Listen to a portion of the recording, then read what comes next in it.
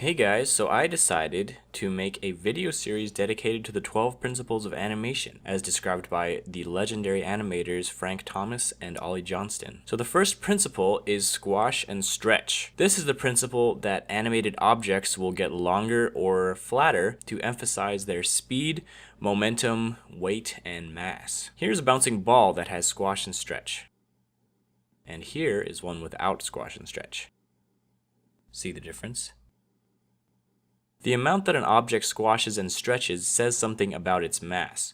The more squash and stretch, the softer the object. The less squash and stretch, the stiffer the object. This first one looks like a water balloon, and the second one probably would be a bowling ball. Squash and stretch applies to characters too. Look at how this figure is stretching from the speed that he's coming down with, and then he squashes after he lands before settling in his pose. You can also use squash and stretch to exaggerate facial expressions. Let's add some squash and stretch to this face. When his eyes are closed, his face is squashed, and when he opens his eyes in disbelief, his face stretches up and settles back to normal. It's very important to keep the volume of the object consistent. This is what a lot of people mess up with when they're first trying to do squash and stretch. They'll elongate the ball like this and flatten it like this. This is what you should not do. The overall volume of the ball must be the same.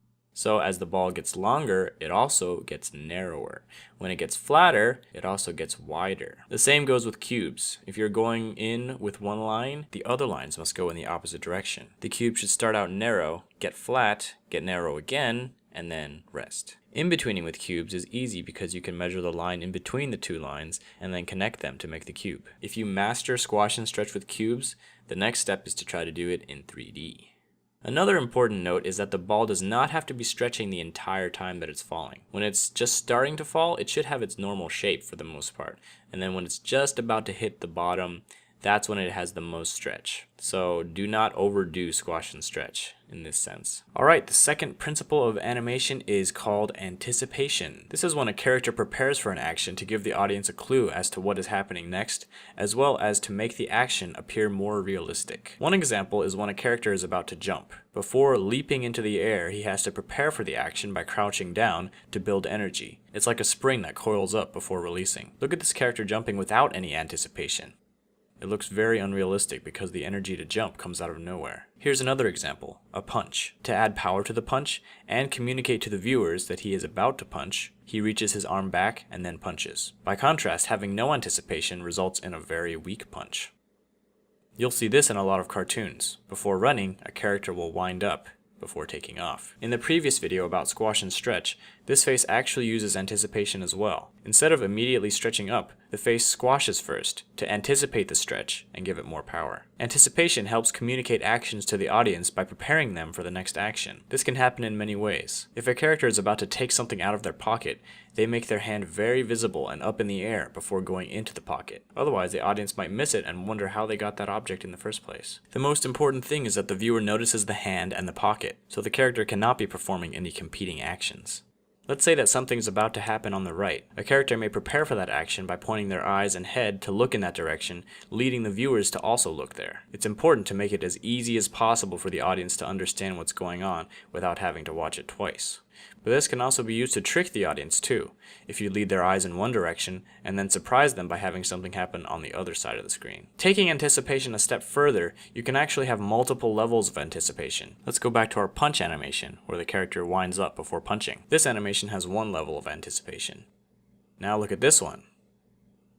The character is actually winding up for his wind up by going forward, then winding up, and then before punching, he throws his other arm back to further anticipate the punch. This punch is very complex. It's actually similar to what a baseball pitcher does when he's getting ready to throw the ball. So the third principle of animation is called staging. Staging is the presentation of any idea so that it is completely and unmistakably clear. This is a very broad principle because it covers so many areas of animation. It can apply to acting, timing, camera angle and position, and setting. So when you're animating, you want to be in full control of where the audience is looking.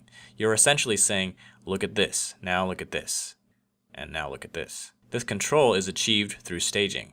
All of the elements of the scene work together to move the viewer's eyes around the screen. Here's an example of bad staging. The characters are competing for stage presence, so the viewer doesn't know which one to look at. The camera has a lot to do with this. It's important to know when to be close up and when to be far away. Far away is good for big actions, while close up is good for expressions. Don't have the main action be off to the side. It should be either in the center of the screen or in one of the thirds of the screen. If they're facing to the side, there should be more empty space in the direction that they're facing, unless someone's sneaking up behind them, in which case they would no longer be the main character of the shot. The main action of the scene should be very clear and simple. It can't be upstaged by other things that are going on. This takes attention away from the main point. It should also have proper timing. Let one action finish before the other person starts their action, instead of overlapping them. Sometimes you need to insert pauses if there's something on screen that needs to be processed by the viewer before moving on. Sometimes if there's any text on the screen, you should keep it on screen for as long as it takes to read it out loud 3 times. But it's not just about controlling the viewer's eyes, it's also about conveying ideas. If a character is sad, for example, you want to make sure that the viewer knows that and feels that. If someone's house is supposed to be very poor and decrepit, go over the top to make sure that they get it, and don't have any objects that detract from that purpose. Let's take this scene and give it the staging treatment. This fat guy is eating pizza. The idea that we want to convey is that he is a severe overeater. So let's set the stage more. Let's give him more pizza and put piles of pizza boxes behind him and stains on his shirt. Let's move the camera down below him to make him look bigger. And let's change his acting so that his weight actually gets in the way of his eating, so he can't even reach for the soda without falling over. Now let's make sure to time it right so he notices the soda and then reaches for it. Now the idea is very clear. Alright, so the fourth animation principle is called straight ahead and pose to pose. This term describes 2 methods used to animate drawings. The first method, straight ahead, is where you draw the first drawing, and then you draw the second drawing, and then the third drawing, and so on. It's basically animating as you go. The second method, pose to pose, is where you draw the beginning and end of each main pose and go back later to fill in the drawings in between. So there are benefits to both methods. Pose to pose is generally better for most actions because it gives you the most control. You have a good idea of what the action is going to look like very early in the process. So instead of worrying if the character is going to end up in the right place, you decide where they end up from the beginning and work backwards. Also, using straight ahead animation can lead to the character changing size or being on a different level from beginning to end. Pose to pose can save you a lot of work. If you were to animate a whole sequence straight ahead and then realize that one pose is off, you would have to change several drawings to fix that one pose. But with pose to pose, you do the main poses to see if it feels right, and you can catch problems early on.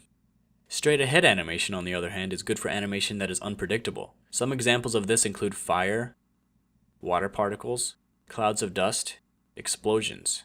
The reason why straight ahead works well is because there are laws of physics that work at a constant rate, and it's hard to predict how it will work pose to pose. So when animating fire, for example, you just go with the flow based on what you know about fire, and let the fire kind of create itself. If we were to look at the beginning and end, we wouldn't even know how to in-between it. However, you can still use pose to pose to make the general shapes, and fill it in between to make it smoother. Another example of unpredictable animation is overlapping action, which will be covered in depth in the next video. Let's say that a character has floppy ears.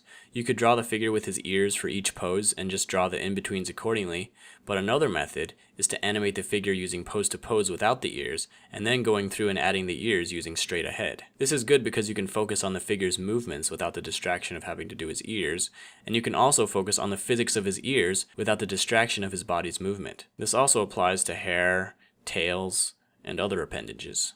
When you work pose to pose, there's some vocabulary that goes into it. There are main poses called keys, secondary poses called extremes, and further broken down poses called breakdowns. Make the keys first, perfect them, then decide the farthest the character will go in each direction using extremes, and then decide how you want the extremes to connect using breakdown poses. At this point, you can start in-betweening. Working with this sort of hierarchy will give you the most control, as opposed to doing your pose to pose straight ahead, so to speak. This is like pose to pose within pose to pose, because you are perfecting the poses at each level before moving down to the next level. Alright, so the next principle of animation is called follow-through and overlapping action. This is the technique of having body parts and appendages drag behind the rest of the body and continue to move when the body stops. Follow-through and overlapping action are often associated with another technique called drag. These names all describe the same thing but in different ways. For example, follow-through refers to the way parts of the body continue to move after the body is stopped. Overlapping action describes the offset between the timing of the main body and its other parts. Drag describes the technique of delaying the movement of body parts in relation to the main body. All three of these are basically describing different aspects of the same thing. Follow-through and overlapping action add a great deal of realism to a character. Here's a character with and without follow-through and overlapping action. Basically, when the main body moves, the tip of the appendage should be the last to catch up, and when the body stops, the tip should follow through the farthest before settling back. This is true of not just appendages, but the whole body as well. When coming to a stop, often the body will follow through and then come back. Just as a character needs to anticipate his jump, he also needs to follow through his land. Sometimes the extra skin on a character can be treated as a separate entity with drag and follow through. Similar to squash and stretch, the amount of drag that you give something says something about its mass. The first one is like a TV antenna, while the second one is like a feather. It's usually easier to add the appendages after the animation of the main body is finished. When adding hair, for example, use the previous frame as an indicator of where the hair should be stretched towards. Since it has drag, it should be dragging from where it was in the last frame. In addition, make sure to let the hair follow through when the body comes to a stop.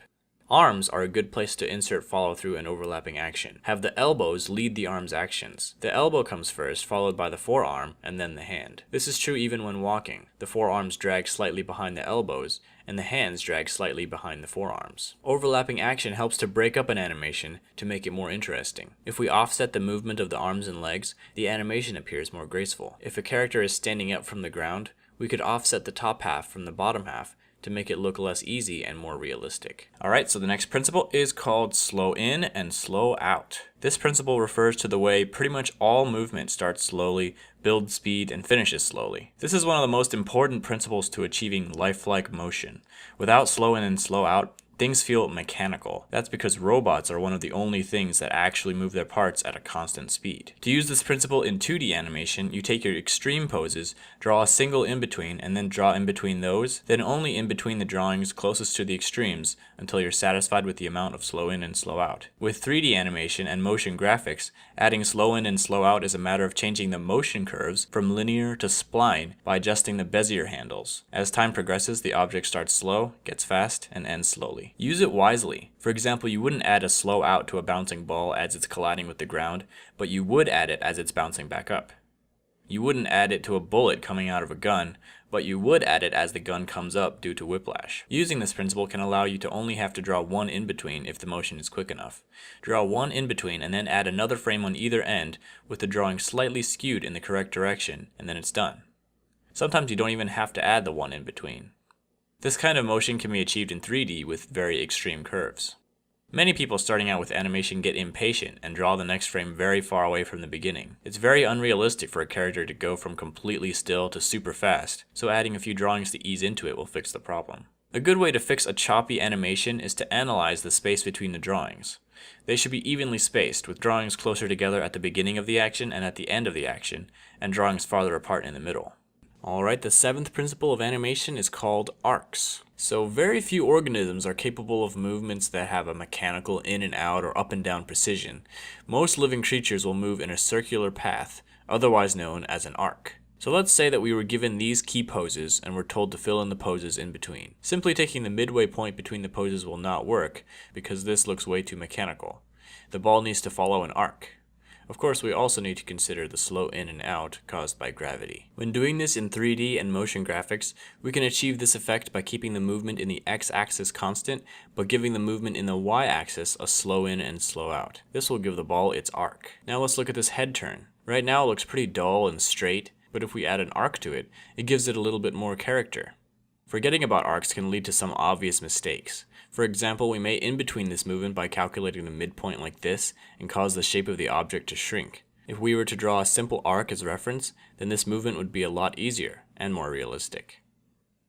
Arcs can be added to almost any figure movement. This guy is landing on the ground. Let's have his body settle in an arc. This guy is reacting with shock. Let's have his body and arms follow an arc. This guy is taking a step. Have his body move down and up in an arc before he even takes his next step. This guy is kicking. Have his leg and body follow through in an arc. When movements are very fast, you can add arcs in the form of a smear. Take the beginning and end pose and draw an arc in between and fill it in the same color as the object, maybe slightly transparent or fragmented towards the end of the action. Okay, the next principle is called secondary action. This principle is often associated with overlapping action, although according to Frank and Ollie, it means something very different. Secondary action describes gestures that support the main action to add more dimension to the character animation. For example, a character may be walking angrily. The primary action is the legs, and the secondary action is everything else. The arms swinging, the head bobbing, and the facial movements. Let's say a character is about to knock on a door. The secondary action of the other hand will communicate what kind of door knocking this is. If it's a fist, it makes him look angry. If it's dainty, it gives him a graceful, happy vibe. If it's tucked close while the head looks back and forth before knocking, it communicates that he doesn't want to be discovered. This guy is picking up a box. We can give him more personality by having him rub his hands together and twiddle them in the air while getting ready to pick it up. It's important not to let the secondary action dominate the primary action. If a figure has a sad expression that should be seen, and we are adding a secondary action of wiping away a tear, the hand shouldn't cover the face. On the other hand, don't let it go unnoticed. People might not even notice that there's a tear there unless you give it its own time. This is why the principle of staging is very important in secondary action. So let's take this simple bite animation and give it some secondary action. First, let's make him lick his lips to show that he's hungry. Next, let's make him close his eyes and have his eyebrows go up, showing that he likes it. Last, let's make him shake his head because he cannot believe how good it tastes. The primary action is the bite, but all the secondary actions add more dimension to the bite. So the next principle is called timing. This principle states that the personality and nature of an animation is greatly affected by the number of frames inserted between each main action. Basically, if you have many drawings that are very close together in between the two main poses, the action will be very slow. If you have very few drawings set far apart from each other, the action will be very fast. Less drawings means fast, more drawings means slow. One simple action can have 10 different meanings depending on how many frames you give it.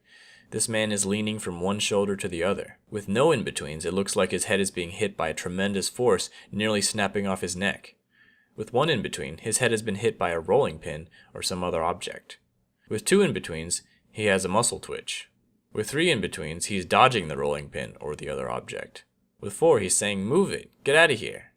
With five, he's more friendly, saying, "Over here, come on, hurry." With six, he sees the good-looking girl or the sports car he always wanted. With 7, he's trying to get a better look at something. With 8, he's searching for the peanut butter on the kitchen shelf. With 9, he is appraising something very thoughtfully. And with 10 in-betweens, he is stretching a sore muscle. The standard frame rate for movies is 24 frames per second. If one drawing is made for each frame, 24 drawings per second, that is called drawing on ones. If one drawing is made for every 2 frames, that's called drawing on twos, and every 3 drawings is threes, and so on. It's actually very common to draw on twos rather than ones for a few reasons. First, it cuts the amount of work in half. Second, it actually makes slow actions look smoother than if you were to draw every frame, because the precision needed to draw in between 2 very close drawings can lead to the animation looking jittery. Some would also say that drawing on twos is better for fast actions as well, because it gives a sparkle and spirit to the animation that would otherwise be too evenly timed and less lively if it were drawn on ones. But drawing on ones is necessary when there's a very fast action that needs to be read, often a scramble or a flurry of activity. And it's also everyone's choice how many drawings to put in between poses.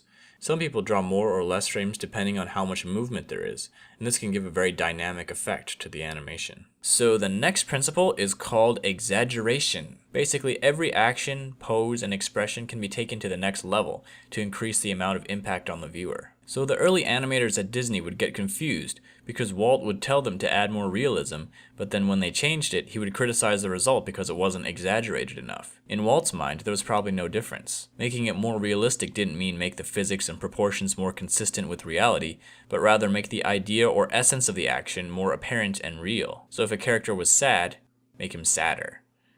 Bright, make him brighter. Worried, make him more worried. Wild, make him wilder. Exaggeration doesn't mean more distorted, but more convincing.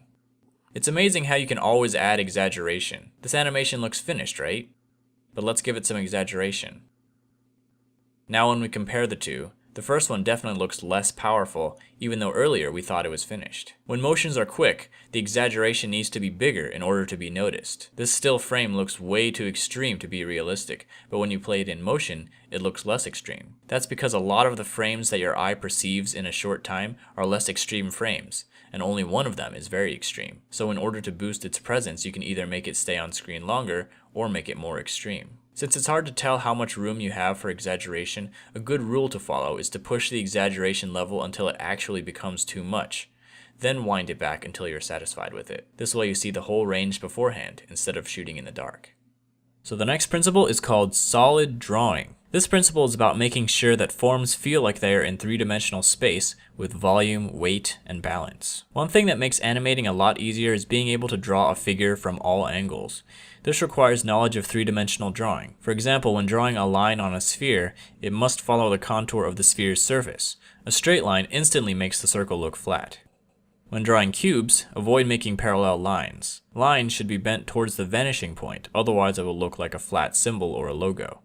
When doing a rough pass of the character, use basic solid shapes like spheres, cubes, and cylinders to construct the character, instead of circles, squares, and rectangles. This will help you be mindful of the space they're in. Another thing you can do is draw perspective lines on the ground to keep track of their distance from the camera, so that you can know when to draw them bigger or smaller. When moving on to the clean line version of your character, be very mindful of overlap, and try to include it whenever possible. Without overlap, everything appears to be on the same plane, but just adding a single line here and there can define where surfaces come out and where they recede. Another thing to note when doing lines is to avoid symmetry. Symmetrical lines look flat. Try to pair a straight line with a curved line, or offset two curved lines, so it looks more natural and dynamic. The principle of solid drawing applies to 3D animation as well, in regards to portraying weight and balance in the pose of a character. For example, avoid what's called twinning, which happens when the arms and legs and other paired features are doing the exact same thing. This is a known affliction that animators have to make a conscious effort to avoid. Instead, lean it over to one side, or put one hand on the hips,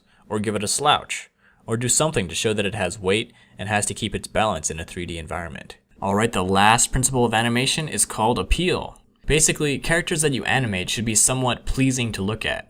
They should have some kind of charismatic aspect to like about them. This doesn't only apply to the hero of the story, but also the villain and every other character. Appeal doesn't always mean good looking, it can also mean interesting. So the villain should be likable in the sense that they are interesting to look at. The tricky thing about this is that everyone has a different standard for what is appealing. However, just giving your character a dynamic design can greatly boost its appeal. Here are 3 steps to doing that. First, use a variety of shapes. Instead of using the same shape for every character, try out different shapes, because there's no limit to the spectrum of crazy configurations that characters can have. Every good character design starts with a clear shape. Second, play with proportions. Cartoonists often magnify the things we find interesting and shrink the things we might find ugly or boring. For example, they might enlarge the head and eyes, shrink the body, and make the hands larger. Finding the aspect of a character that defines his or her personality and blowing it up can often create a more appealing design. Third, keep it simple. Too much information can overcomplicate the character and also make it harder and more restraining to animate. This is a difference between drawing for illustration and drawing for animation. With animated characters, you have to pick and choose what details to keep because you're going to be drawing those details hundreds of times. So let's give some characters an appeal makeover. This king has a generic shape and not much personality. Let's make him more like an egg. Now his appeal comes from looking proud, powerful, and petite. This robot mercenary has too many details to see any personality. Let's pick a few details and emphasize them, remove the rest, and change his shape. Now he has a mysterious appeal to him. This fisherman looks pretty average. Let's adjust his proportions to emphasize his lankiness and make that his point of appeal. So that's all I've got for appeal, and that brings us to the end of our 12-part series. So I thank you for watching it. I had a lot of fun making it, and I actually learned a lot about animation too. I do plan to continue making these videos, and next I will be covering walk and run cycles. So thanks for watching, and I'll see you in the next video.